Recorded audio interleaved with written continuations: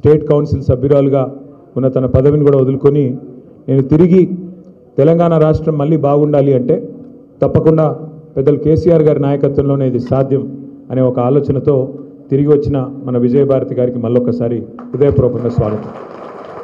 వాళ్ళ వాస్తవం ఏంటి అంటే భారతీయ జనతా పార్టీ మన తెలంగాణకు ఈ గత 11 సంవత్సరాలుగా తీసుకుంటే రాష్ట్రం ఏర్పడ్డ నాటి నుంచి ఈ రోజు వరకు తీసుకుంటే ఏ సాయము చేయలేదు, ఏ న్యాయము చేయలేదు, కానీ గాయాలు మాత్రం చాలా చేసింది.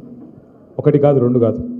మీరు జాగ్రత్తగా ఆలోచిస్తే 11 ఏళ్ళుగా ఏం జరిగింది తెలంగాణకు భారతీయ జనతా పార్టీ వల్ల అంటే ఒకటి కాదు, రెండు కాదు, ఎన్నో నష్టాలు చేసింది బీజేపీ.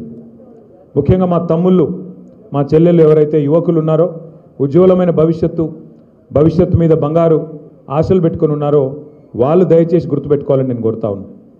భారతీయ జనతా పార్టీ ప్రభుత్వం మోడీ గారి నాయకత్వంలో కేంద్రంలో రాగానే తీసుకున్న మొట్టమొదటి నిర్ణయాల్లో ఒకటి మన హైదరాబాద్లో ఉన్న ఐటీఐఆర్ను, అంతకంటే ముందున్న యూపీఏ ప్రభుత్వం ఇచ్చిన ఐటీఐఆర్ అంటే ఇన్ఫర్మేషన్ టెక్నాలజీ ఇన్వెస్ట్మెంట్ రీజన్ అనే ప్రపోజల్ను రద్దు చేసి పారేసింది.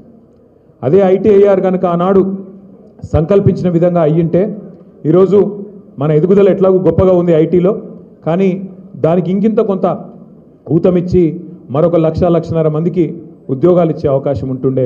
కానీ దాన్ని బొందబెట్టింది, యువకుల కళ్ళల్లో మట్టి కొట్టింది, వాళ్ళ ఆశలకు గండి కొట్టింది ఖచ్చితంగా భారతీయ జనతా పార్టీ, ముఖ్యంగా మోడీ గారి నాయకత్వం.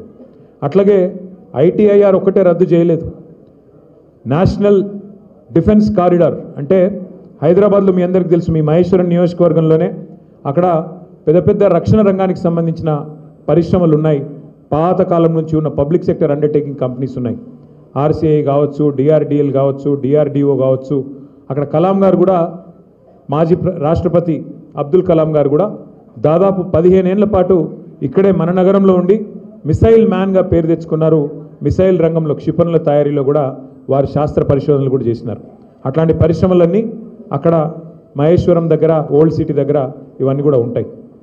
అట్లాంటి ఎన్నో పరిశ్రమల వల్ల హైదరాబాద్లో దాదాపు 1000 పైచిలకు రక్షణ రంగానికి సంబంధించిన పరిశ్రమలు కూడా తర్వాత ప్రైవేట్ రంగంలో కూడా వచ్చినాయి. అందుకే మనం అడిగినాం కేంద్ర ప్రభుత్వాన్ని ఇక్కడ నుంచి బెంగళూరు, ఎందుకంటే బెంగళూరులో కూడా హెచ్ఏఎల్ లాంటి సంస్థ, హిందుస్థాన్ ఏరోనాటిక్స్ లిమిటెడ్ లాంటి సంస్థ ఉంది. హైదరాబాద్కి బెంగళూరుకి ఒక రక్షణ కారిడార్ ఇవ్వండి, నేషనల్ డిఫెన్స్ కారిడార్ ఇవ్వండి. ఇచ్చినట్టయితే మా రంగారెడ్డి జిల్లాలో, మా మహబూబ్ నగర్లో, అట్లాగే కిందికి కర్నూలు, అనంతపూర్లో కూడా మరి చాలా ఉద్యోగాలు వస్తాయి. ఈ ప్రాంతంలో పిల్లలకి లక్షల ఉద్యోగాలు వస్తాయంటే నిజానికి అన్ని అనువుగా ఉన్నా, ఇక్కడ నిజానికి అన్ని వసతులు ఉన్నా, ఇక్కడ మంచి టాలెంటెడ్ పిల్లలున్నా దానికి కూడా గండి కొట్టి దాన్ని తీసుకొని పోయి ఉత్తరప్రదేశ్లో పెట్టుకున్నారు. ఐటీఐఆర్ రద్దు చేసినారు, నేషనల్ డిఫెన్స్ కారిడార్ రద్దు చేసినారు. దాంతోపాటు సరే వాళ్ళు ఇవ్వలేదు, ఇవ్వాలనుకోలేదు, వాళ్ళకి ఇష్టం లేదు, తెలంగాణ మీద ప్రేమ లేదు బీజేపీకి, మోడీ గారికి, కాబట్టి ఇవ్వలేదు. కానీ మనం కష్టపడి తెచ్చుకున్న పరిశ్రమల్ని కూడా ఇలా ఎత్తుకొని పోతున్నది బీజేపీ ప్రభుత్వం. నిన్న మొన్న మీరు వార్తల్లో చూసిండొచ్చు.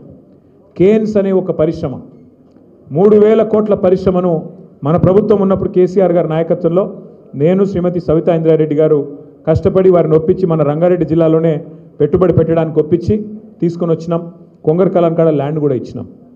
దాన్ని ఇవాళ భారతీయ జనతా పార్టీ వాళ్ళు వాళ్ళ చేయి వడిపెట్టి మీకు కేంద్ర ప్రభుత్వం నుంచి డబ్బులు కావాలి అంటే, కేంద్ర ప్రభుత్వం నుంచి ఆర్డర్లు కావాలంటే, మా మద్దతు కావాలంటే మీరు తెలంగాణలో పెడితే కుదరది అని గుజరాత్కు తన్నుకొని పోయి మనకి ఇక్కడ రావాల్సిన 2,500 ఉద్యోగాలు ఇవాళ గుజరాత్కి ఎత్తుకొని పోయింది బీజేపీ ప్రభుత్వం.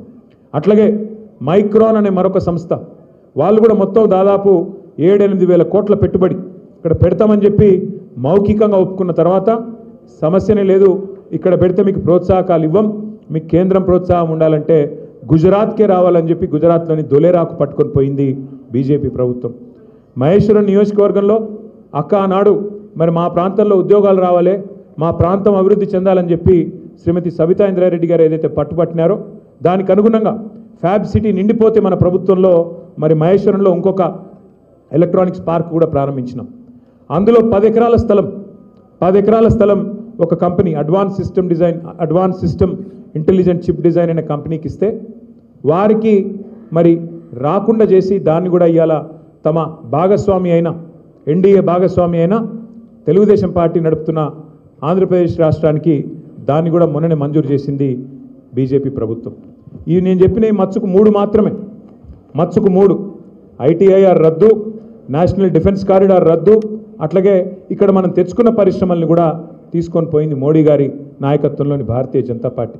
ఇంత మాత్రమే కాదు, శ్రీమతి సబితా ఇంద్రారెడ్డి గారు విద్యాశాఖ మంత్రిగా ఉన్నప్పుడు